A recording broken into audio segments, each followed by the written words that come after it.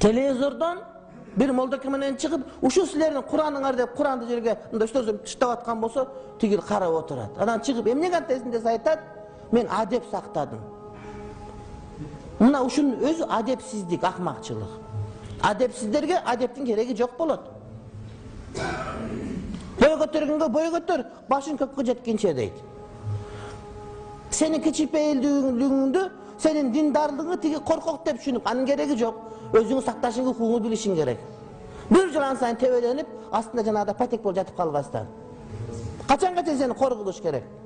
Бетин жуубаган, дагы бир жерин жуубагандар келип алып туруп, каллаган сени коргулуш керек. Укугуңду билишиң керек сен. 2,5 миң эмпос бар бизде. Ошолордун бизди бузгусу келгендердин.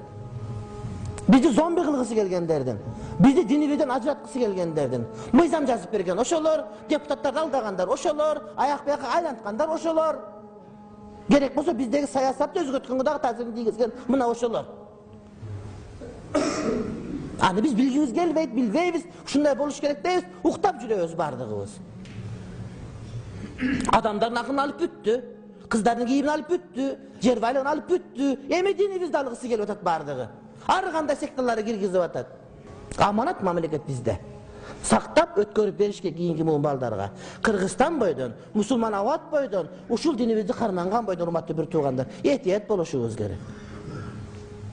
Убакыт ушуга дагы байлана сөз түрдө. Эгер ушул убакытта биз жеңдирсек, анда биз жеңилип калабыз деген сөз. Динибизге бекем болушубуз керек. Көрүнгөн сөздү укпашыбыз керек. Көрүнгөн нерсеге кирип кетпешибиз керек биз.